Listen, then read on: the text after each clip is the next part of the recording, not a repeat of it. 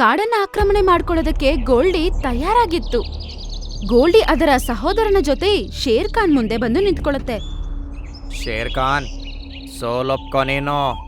ನಿನ್ನ ಸಪೋರ್ಟರ್ಸ್ ಎಲ್ಲ ಹೋಗಾಗಿದೆ ಈಗಲೇ. ಮತ್ತೆ ನಾವಿಬ್ರು ಹುಲಿಗಳಿದ್ದೀವಿ. ನೀನೊಬ್ಬ ನಮ್ಮಿಬ್ರನ್ನ ಹೇಗೆ ಸೋಲಿಸ್ತೀಯಾ? ಹಾ, ಏನಾಗಲ್ಲ. ನಾ ಸತ್ತೋದ್ರು ಕೂಡ ಸೋಲೊಪ್ಕೊಳ್ಳಲ್ಲ. ನಾನಿಲ್ಲಿನ ರಾಜನಾಗೆ ಸಾಯ್ತೀನಿ. ಹಂಗಂತೇಳಿ ಶೇರ್ ಖಾನ್ ಅವ್ರ ಮೇಲೆ ಎಗರ್ತಾನೆ. ಆಗ ಮಿಟ್ಟು ಬೇರೆ ಜಂತುಗಳನ್ನ ಅಲ್ಲಿಗೆ ಕರ್ಕೊಂಡ್ಬರುತ್ತೆ. ಶೇರ್ ಖಾನ್, ನೀನೊಬ್ಬ ಇಲ್ಲ, ನಾವಿದ್ದೀವೀಗ. ಎಲ್ಲಾ ಜಂತುಗಳು ನೋಡ್ತವೆ.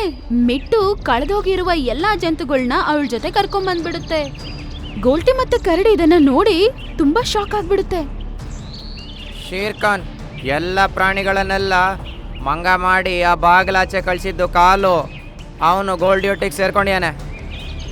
ಓ ಹೌದಾ? ಇವನಿಗೆ ಶಿಕ್ಷೆ ಆಗ್ಲೇಬೇಕು.